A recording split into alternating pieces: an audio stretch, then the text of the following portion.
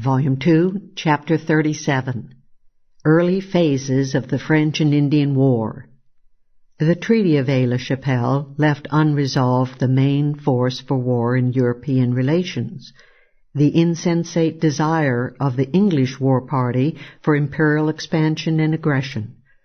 The powerful war party was headed by the Duke of Cumberland, the favorite son of King George II, a military leader who had well earned the title Butcher in suppressing the Jacobite rebellion in Scotland in 1745, Cumberland's protege, Henry Fox, the Duke of Bedford at the powerful post of Secretary of State for the Southern Department, and, above all, William Pitt. The half-insane Pitt was the prototype of a modern politician. Possessed of a charismatic personality, Pitt's oratory could sway the masses for ever more grandiose war programs. Yet there was method in his madness. Pitt was consistently the spokesman for the imperial clique of London merchants and financiers. Underneath the cloud of patrioteering verbiage that could mobilize the masses, a hard core of vested economic interest was being effectively pursued. While King George's War was still underway, Pitt was vainly urging upon the cautious Newcastle an expansion of the war to conquer French Canada. In 1746, Pitt was agreeing with the leading New Hampshire fish merchant, William Vaughan, on the goal of conquest. In the same year, he had his ally, the Duke of Bedford, submit a memorandum to Newcastle, pressing for the seizure of Canada.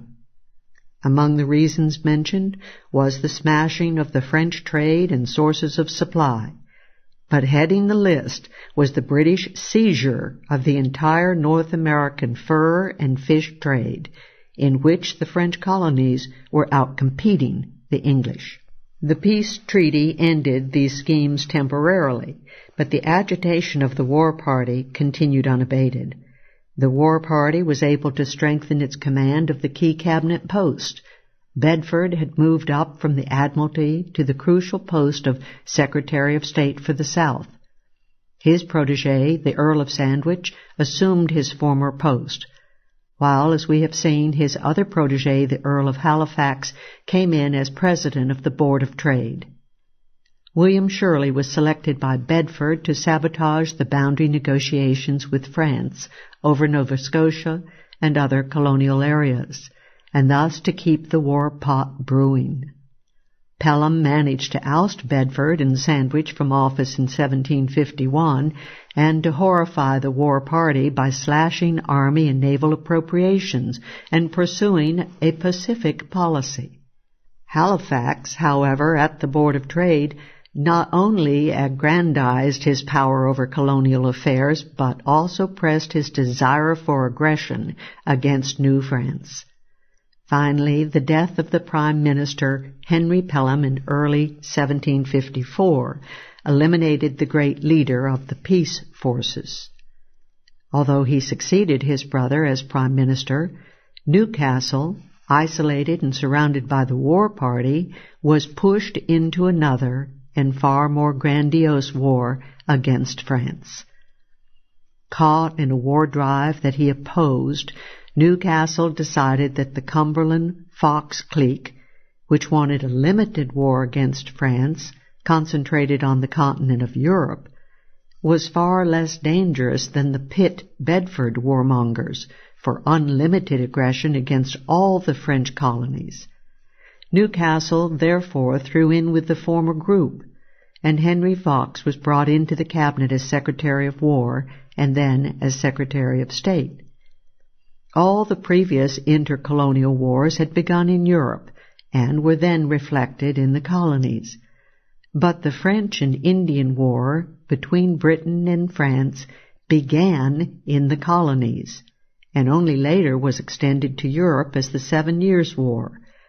While the war in Europe lasted from 1756 to 1763, the war in America broke out, albeit unofficially, in late 1753 and was virtually over by 1760. The French had heroically explored the Mississippi and Ohio valleys and had settled them as efficient fur traders with the Indians. With a population throughout their extensive territory of no more than 75,000, the French faced an aggressive and powerful set of English colonies containing 1.5 million persons, and despite this overwhelmingly superior population, ever subject to hysteria over the supposed menace of New France.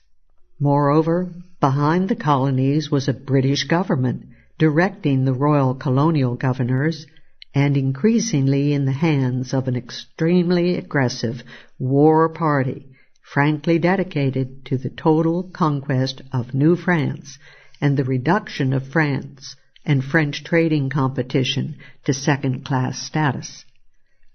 The final conflict between British America and New France was precipitated not so much by these general forces as by an Anglo-Virginian attempt at a huge land grab. English settlements had now reached the Appalachian Mountains. Beyond stretched New French territory, tempting opportunity not only for ousting French fur traders, but also for land speculation.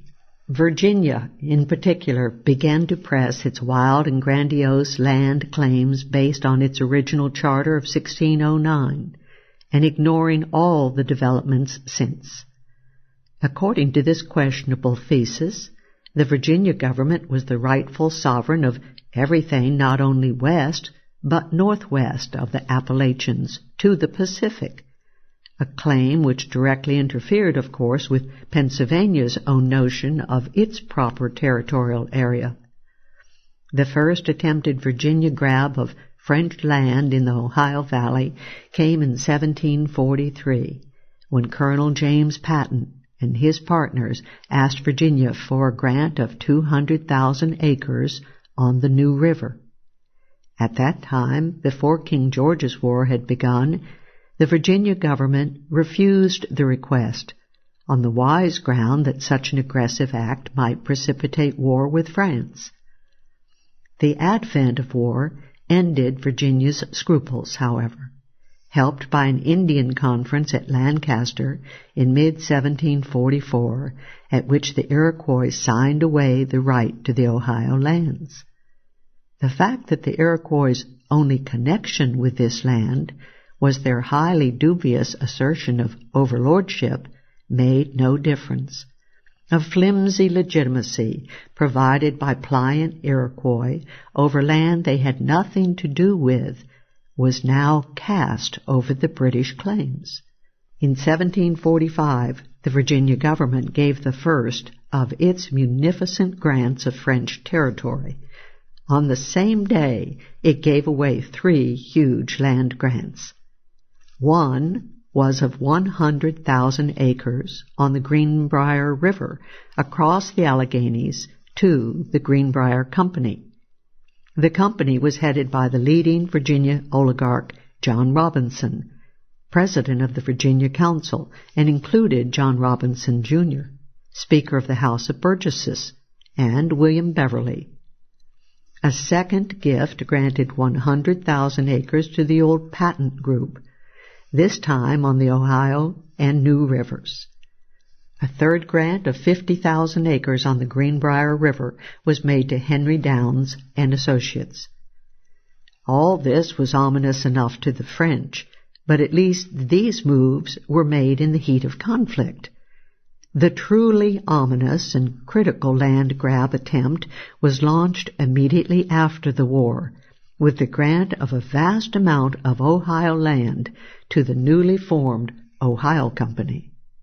The Ohio Company had its roots in the monstrous-sized land grant of over 5 million acres, given to Lord Culpeper in the Northern Neck and later inherited by Lord Fairfax. An early manager of the Fairfax fief was Robert King Carter, who was able to use his position to amass a very large amount of land and to gain a dominant position in the Virginia planter oligarchy. Early in the 18th century, Fairfax replaced Carter by young Thomas Lee, who in turn used his position to amass a landed fortune. He was also aided in this task by marrying a Ludwell heiress and thus adding the prominent Ludwell estates. Losing his post in 1747, Lee, a member of the Virginia Council, decided to organize the Ohio Company as a speculative group for land settlement and proceeded to pressure the government for the subsidy of a huge land grant at the forks of the Ohio River. To form the Ohio Company, Lee gathered around him a significant group. Many of them were residents and neighbors of the Fairfax fief, including George Fairfax and the Washington family, especially Lawrence and Augustine Washington. Marylanders among the organizers included the frontier trader Thomas Cresap. Lee and 11 others formed the Ohio Company in 1747 and quickly petitioned the governor and council for a grant of 200,000 acres of land near the forks of the Ohio River. But Governor Gooch was not enthusiastic about the aggressiveness of the land grants, and the powerful speaker John Robinson, himself a rival land speculator and a determined opponent of the company, was able to secure rejection of the Ohio Company request.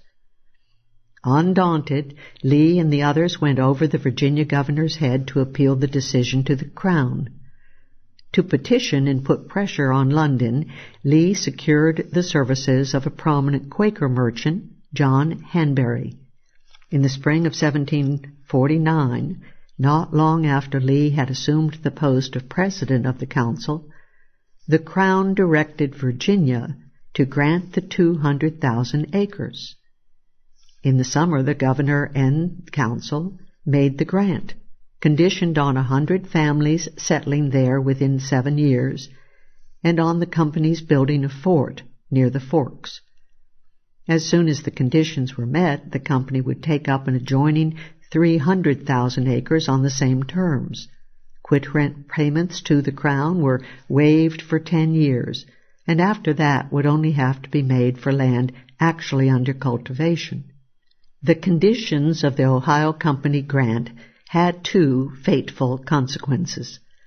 One, the fact of official British sanction alerted the French to the likelihood of dangerous encroachment on their territory. And 2, a direct aggressive challenge was thereby laid down to the French. It was clearly high time for the French to act.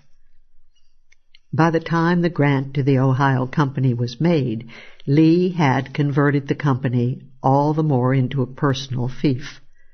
George Fairfax and others had dropped out, while friends and relatives such as Richard Lee, Philip Ludwell Lee, and George Mason were added, as was the powerful Duke of Bedford in reward for his services in securing the grant.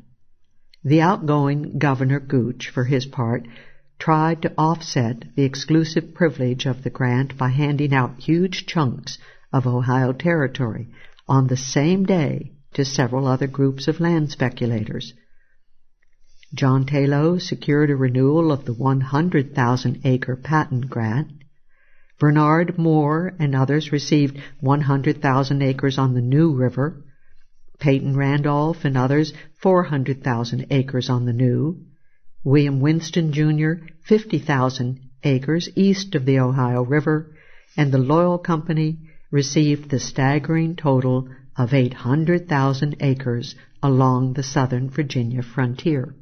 All in all, nearly 1,500,000 acres were blithely granted away by Virginia in one day in 1749. The Loyal Company and the other grantees were not required to colonize or to build forts. The Loyal Company was a coalition of speculators headed by John Lewis of the Shenandoah Valley clique, Edmund Pendleton, a protege of the Robinsons, and an Albemarle group, including Peter Jefferson and Dr. Thomas Walker. The Loyal Company collaborated closely with the Greenbrier Company of John Robinson's.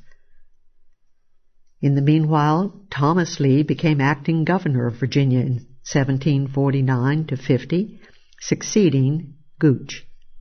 After Lee's death in late 1750, the newly appointed governor of Virginia, Robert Dinwiddie, had become, not accidentally, a member of the Ohio Company. Dinwiddie, incidentally, had gotten his start in the British bureaucracy as a virulent hatchet man for Lord Carteret, engaged in prosecuting and ousting firm adherents of Walpole from the royal bureaucracy. Dinwiddie was now a protege of the formidable Duke of Bedford. Soon the company was expanded to include the Mercers, Robert Carter, George Washington, and Governor Arthur Dobbs of North Carolina. From the time of the grants in 1749, much of Virginia politics may be explained by the emergence of two powerful factions of speculators in Ohio land. The Ohio Company clique of the Lees, Washingtons, Carters, Mercers, and Masons, and the loyal Greenbrier Company coalition of the Robinsons, Pendletons, Jeffersons, and others. As we have indicated, the Ohio Company, with its British success, its grip on the governorship, and its duty to build a fort on the forks of the Ohio, was the more alarming speculative group. To the fur traders and politicians of Pennsylvania, to the Indians of the Ohio Valley, and, not least of all, to the French. The French, for their part, reacted to the threat of Anglo-Virginian aggression in the Ohio Valley with efficiency and dispatch. The French effectively warned the native Indians that the Ohio Company meant to clear and settle, and therefore to oust the Indians rather than to trade with them. The French launched a campaign to oust the English traders from the Ohio Valley, where they had been permitted to operate freely. A string of forts was built by the French throughout the region during 1753.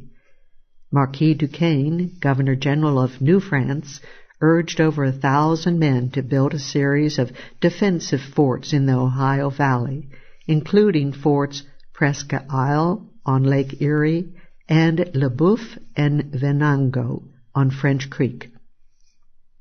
Governor Dinwiddie, in his turn, reacted to French defensive measures by desperate appeals to fellow governors, and especially to the Crown, to take appropriate offensive action to outweigh the French moves. Finally, in August 1753, the Crown, under pressure also of the war party at home, took the fateful decision that was to lead to an all-out conflict with France. The English government threw down the gauntlet of aggression. It instructed all the American governors to repel a French invasion of what was arrogantly proclaimed the King's domain in the Ohio Valley, specifically referring to any interference with the construction of forts. Governor Dinwiddie was flatly ordered to consider any French forts as ipso facto acts of aggression upon supposed Virginia territory, and the Ohio Company's plan to build a fort on the Ohio was officially encouraged. Dinwiddie was authorized, if necessary, to drive French forces from his territory by force of arms. The die was cast. Dinwiddie now had official sanction for the aims of his Ohio Company. Dinwiddie's first step was to send young Major George Washington, a partner in the Ohio Company, to Fort Le Boeuf with an ultimatum to the French troops to quit the Ohio Valley. When Washington returned with what should have been the expected refusal, Dinwiddie prepared eagerly for war. William Trent, agent of the Ohio Company, was made a captain by Dinwiddie and sent with a troop of armed men to build a fort at the forks of the Ohio and to repel the French. Washington, promoted to lieutenant colonel, was ordered to raise 100 men and to join him. The governor also sent messages to all the other colonies urging them to join the fight, and to the Indian tribes, inviting them to make war upon the French. Dinwiddie tried to call up the militia, but the sturdy citizens of Virginia proved highly resistant to the draft. They generally refused to leave their families and homes for remote imperial aims. The council noted that the draft was to be used only for fighting within Virginia, and that the Ohio Valley was only dubiously within the Old Dominion. Calling a special session in February 1754, Dinwiddie managed to convince the House of Burgesses to appropriate 10,000 pounds for the invasion, but he was forced to accept a committee of burgesses to supervise the expenditure of the money. Dinwiddie, however, had to abandon calling up the drafted militia, and desperately tried to encourage enlistments by proclaiming the reservation of 200,000 acres of Ohio land for free gifts, free of quit rent, for 15 years to volunteers for the war. The Virginians, incidentally, not only refused to be conscripted for the war, they also strongly resisted conscription of their goods and supplies by the military, as Colonel Washington soon found to his dismay. If the Virginians themselves balked at squandering lives and properties for the invasive war for the Ohio, the citizens of the other colonies proved even more recalcitrant, despite the urging of their royal governors. The New York Assembly tardily questioned the assumption that the Ohio Valley was British territory, and the Quaker-run Assembly of Pennsylvania did much the same. Both refused to call up their militia. The Maryland Assembly also saw no invasion of British colonial territory in the French occupation of the Ohio. The New Jersey Assembly refused aid as well. Isaac Norris, the Pennsylvania Quaker leader, summed up much of colonial opinion when he noted, "The Ohio Company are endeavoring to engage all the colonies under the sanction of the King's command to defend their lands upon that river." Only North Carolina voted substantial funds and planned to enlist a military troop. The grandiose plans of Dinwiddie and the Ohio Company were rudely shattered when on April 17, 1754, Trent's little band, at work on constructing the fort at the forks of the Ohio, surrendered to a formidable French force of 1,000 men under Claude-Pierre Picardie de Contrecoeur. The French commander magnanimously allowed Trent's men to return to Virginia with all their possessions, and then rapidly proceeded to build the formidable Fort Duquesne at the same site. Colonel Washington marched rashly into the valley, and, after wandering around in some confusion, was, on July 3rd, quickly smashed at his Fort Necessity by a French force more than double his own. Once again, the French allowed Washington and his troops to leave the valley and return to Virginia. The English aggressors had been totally routed and English troops ousted from the entire Ohio Valley. The British government had sent several companies of regulars to aid in the war. One company from South Carolina had been in the fray with Washington, but had deeply angered the Virginians by refusing to obey their orders or to cooperate in the necessary labors of the expedition, thereby causing friction between Virginia and the British. The other aid arrived later and only added to the burdens of Virginia. 2 companies of regulars from New York arrived without supplies. A regiment of colonials came from North Carolina, only to find that no one had money to pay them or had the necessary supplies. The harassed North Carolinians mutinied, and mass desertions followed during July and August, finally forcing Virginia to disband the regiment officially. Governor James Glenn of South Carolina trenchantly criticized Virginia's meddling in the Ohio Valley, as well as British claims to the territory.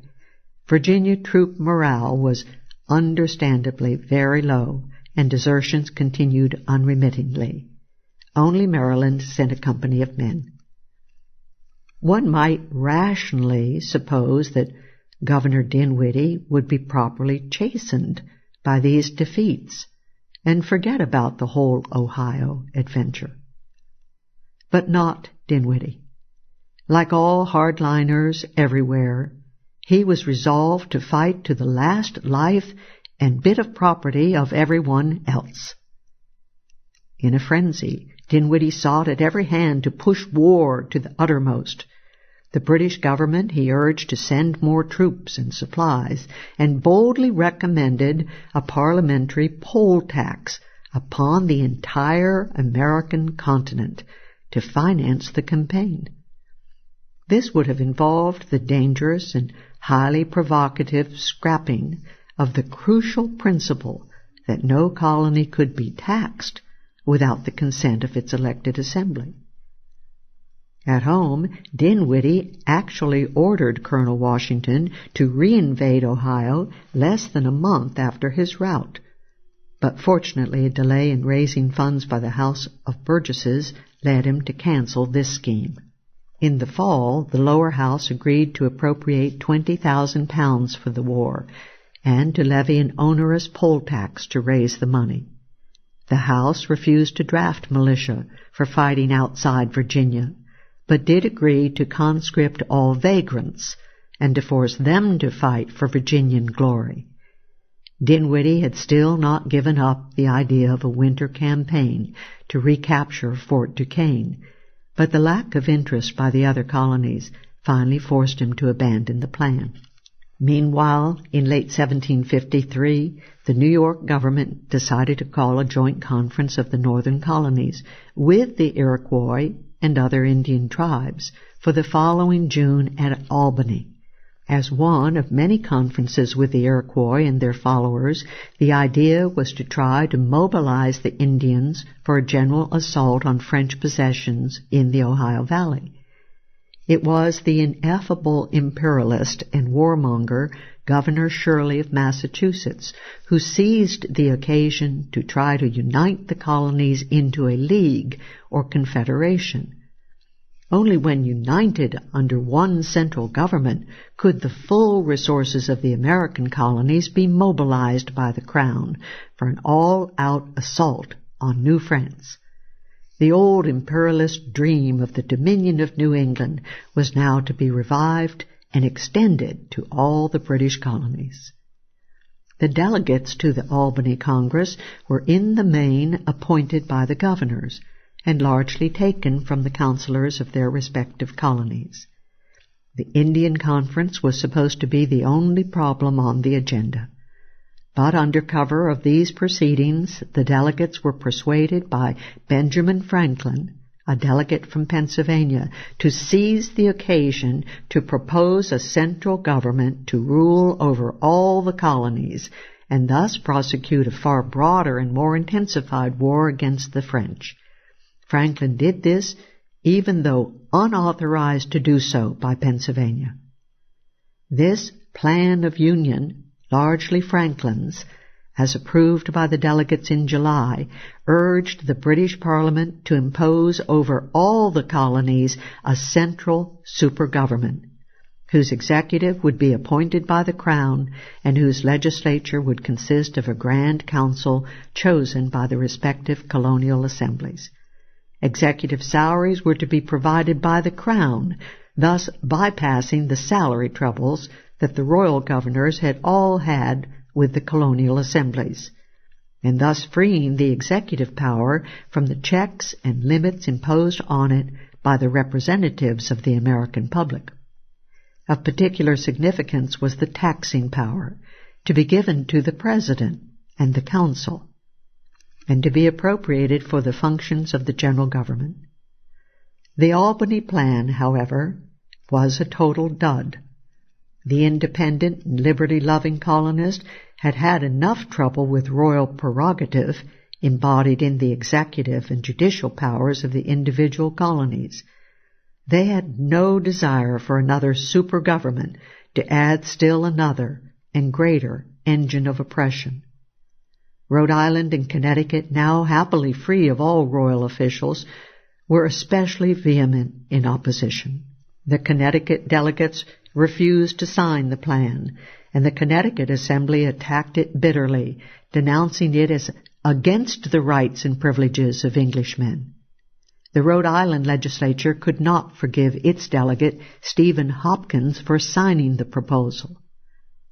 A large majority of the Boston town meeting voted against the plan, Dr. William Clark perceptively denouncing it to Franklin himself as a scheme for destroying the liberties and privileges of every British subject upon the continent. In general, the respective colonies took no notice of the plan. Even Governor Shirley opposed it bitterly, not, of course, because the central government would be too powerful, but because for Shirley it would be far too weak. In particular, the provision for an elected legislature was to Shirley viciously democratic and destructive of the royal prerogative. Shirley urged that Parliament tax the colonies and that the central legislature be all appointed by the Crown. Governor Morris of Pennsylvania also scented a dangerous republicanism in the plan, as well as the destruction of Crown authority. He also insisted that a union of colonies must permit absolute dictation over the army by the supergovernment. Discussion in England of the plan and of the whole problem of imperial relations with the colonies was cast aside by the immediate crisis of the rout of Washington at Fort Necessity. Franklin's desperate gamble on the Albany Plan stemmed from his fear that Virginia, with its vague and grandiose charter claims, would be able to conquer and keep control of the Ohio Valley land. Pennsylvania's Quaker Assembly would prevent that colony from contesting the spoils, but a central supergovernment over the colonies would suffer from no such limits or scruples. Hence Franklin's provision in the Albany Plan that the supergovernment have the power to abrogate existing colonial claims to the western lands and to create their new governments and land grants. After it was obvious that the Albany Plan would fail, Franklin unsuccessfully tried again, this time to forestall Virginia by creating 2 new colonies in the upper Ohio Valley. In this plan, Franklin was joined by 2 of his associates at the Albany Congress, Sir William Johnson and Thomas Pownall, secretary to the governor of New York and brother of the influential John Pownall, secretary of the Board of Trade. With Henry Fox, now war secretary, and Henry Pelham dead, the English war party had been considerably strengthened, and Cumberland, Fox, Halifax, and Pitt managed partly to push and partly to circumvent Newcastle, and to induce Britain to agree to send 2 regiments of regulars to America under General Edward Braddock as commander-in-chief of the English forces on the continent. Britain was now committed even more heavily to aggressive war against New France. Braddock's instructions were to capture the critical French forts south of the St. Lawrence, and Henry Fox trumpeted these aims in the press in order to provoke the French into a general war. In that way, Fox and Cumberland expected to use a conquest of the Ohio Valley and limited aggression against Canada as the back door to war against France on the continent of Europe. But France, instead, proposed an armistice, which war-intoxicated England indignantly refused. In English plans, everything was neatly blocked out. General Braddock would launch the main effort from Virginia and recapture Fort Duquesne. At the same time, Governor Shirley and Sir William Johnson would capture the key French forts of Niagara and St. Frederick, Crown Point, at the southern tip of Lake Champlain. Also at the same time, Admiral Boscawen was to patrol the Atlantic coast and intercept any French reinforcements for America.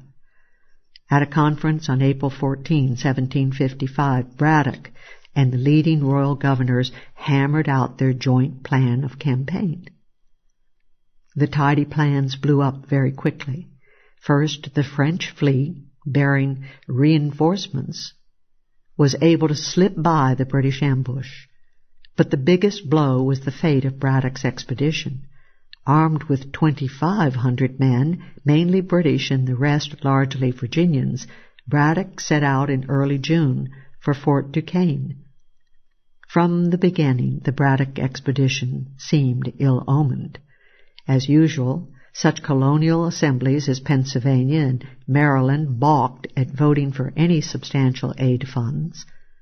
Indeed, Dinwiddie, incensed at the colonist indifference and their persistence in mutually satisfactory trading with the enemy, called on Britain to tax the colonies and to ban all exports from America. The first error of the expedition itself was the decision to march from Virginia, a far more difficult and rugged path to Duquesne than from Pennsylvania.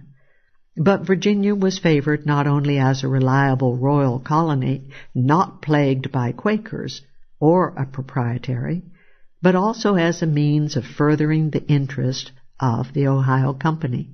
Next, the lack of enthusiasm for the war by the American public was revealed in their indifference to supplying the troops.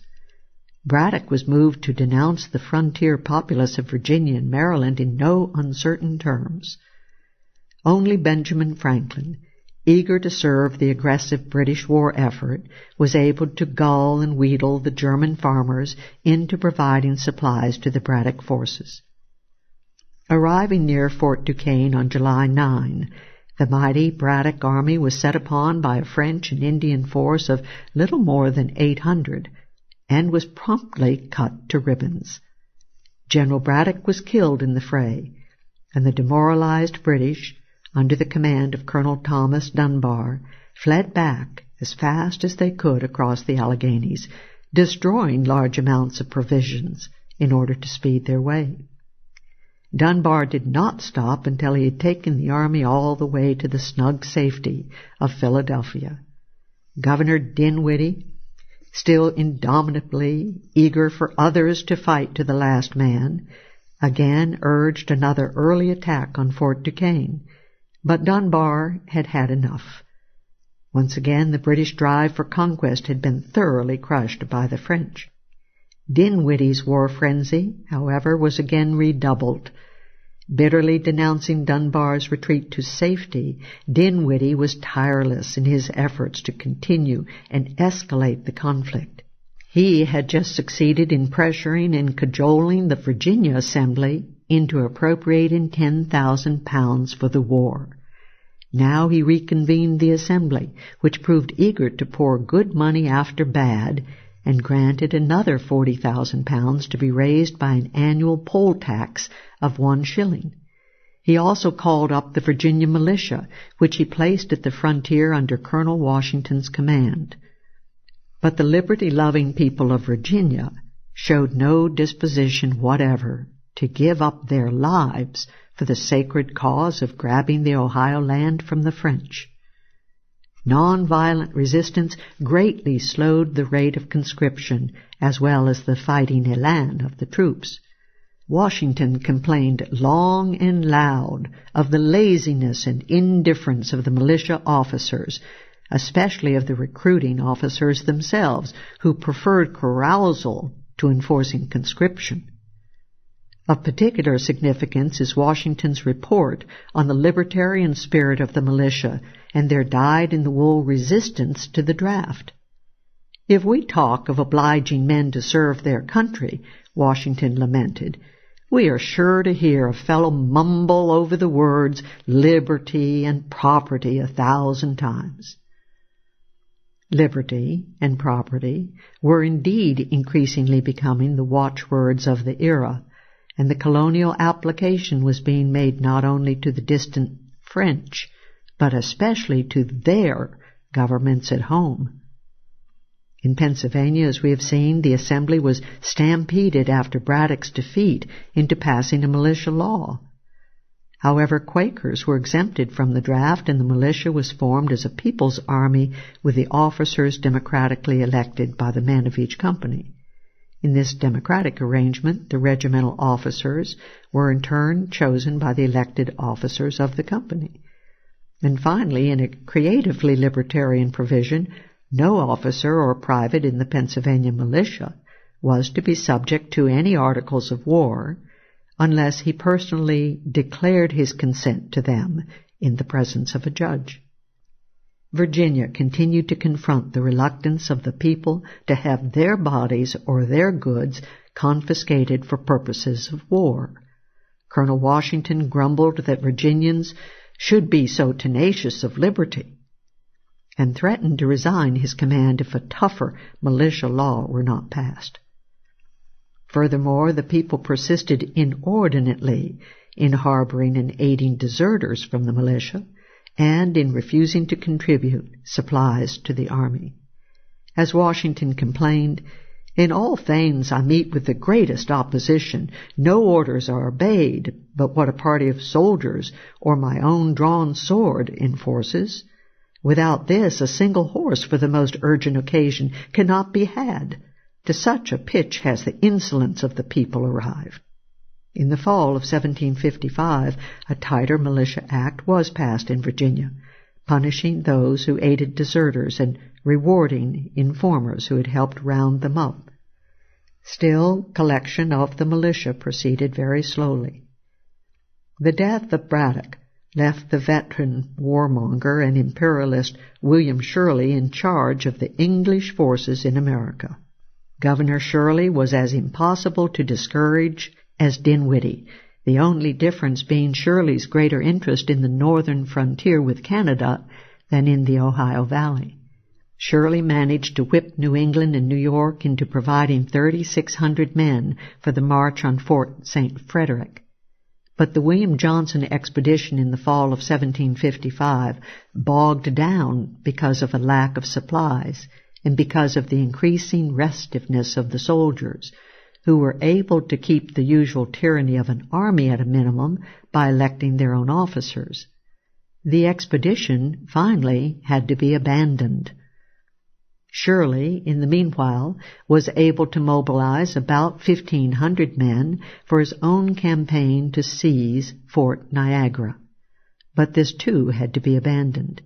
Indeed, the only British victory during 1755 was the capture of Fort Beauséjour in New Brunswick, then part of Nova Scotia. And this victory led to problems with the American colonials. During King George's War, Britain had forced Massachusetts soldiers to remain in Louisbourg beyond their terms of enlistment. To forestall a repetition of this disaster, Massachusetts forced the British to issue certificates to the soldiers guaranteeing discharge at the end of their enlistment. The British were hardly content to leave matters like that, however. During the Nova Scotia campaign, they subjected the Americans to special harassment to induce them to enlist in British regiments. This treatment infuriated both the American troops, who began to desert en masse, and the Massachusetts House, which demanded that the men be sent home.